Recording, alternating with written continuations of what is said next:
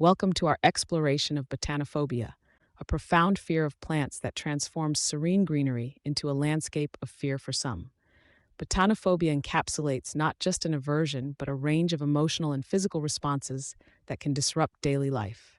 Today, we aim to demystify botanophobia, dispel the misconceptions surrounding it, and underscore the need for awareness and empathy. Recognizing the signs of botanophobia is the first step towards understanding and support.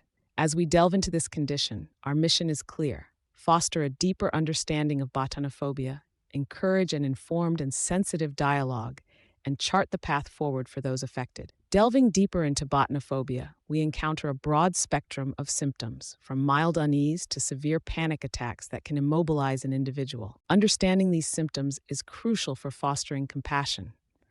Both psychological and environmental factors contribute to the development of botanophobia, with roots in traumatic experiences or societal attitudes towards plants. By examining personal narratives, we gain valuable insights into the profound impact of botanophobia on daily life, highlighting the importance of empathy and support.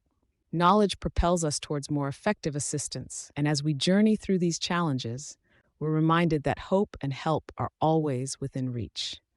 Join us as we explore strategies to combat botanophobia, reinforcing our commitment to improving lives. Our journey brings us to coping strategies and treatments for botanophobia, where hope shines brightly for those seeking to overcome their fear.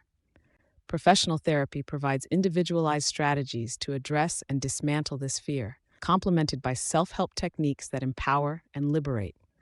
Success stories of individuals who have transcended their phobia underscore the transformative power of support and change. To those feeling isolated, let these stories remind you: you are not alone. A future free from the grip of botanophobia is not just a hope, but a reality waiting to unfold. As we conclude, we encourage you to reach out, embrace support, and embark on your own journey of healing.